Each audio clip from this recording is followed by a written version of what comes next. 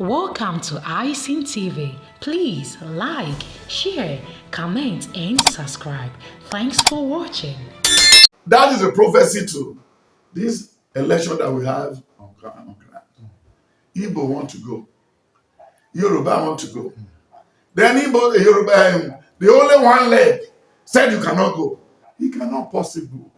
Yoruba my law, Igbo no my law. Kanu to wa lọ́wọ́ wọn.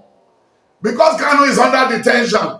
That was the reason why the Igbos are still very little Kanu in what they are doing. But they are making the arrangements. Then Igboho has been driven out of Nigeria. But that doesn't mean anything. They are doing their working. Igboho is not a problem. Baba Akintoye and all the Yorubas have suffered enough. Yoruba nation has been before Nigerian nation. We're only trying to take dust away from the what? Of the pit, so that we can see the pit where it comes from. Even Yoruba has a television station ahead of France in those days. So, my brother, Igbo ticket, vice president, Yoruba president, no one will hold. Are you not tired of trouble? We only have one life to live.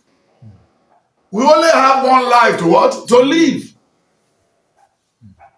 Then when you look at what was surrounding the election of how the governors were picked, how the president was, the delegate and everything, how they bought them over. And the Muslim ticket. It looks as if Nigerian people, voters, are mentally derailed right from independence. The British have shipped all the power to the mediocrity, to the fool. Who are the fool? The Fulanis and the Hausas. If you keep anything with them, they will do it well. And if you tell the Hausa man and the Fulani man, stay here, they will be there. And they don't use that to compensate them now. But it's with the Yoruba, the Igbos, and the Hausas, and the Igbos, and the Delta, and the people from... No! Please like, share, comment, and subscribe. Thanks for watching.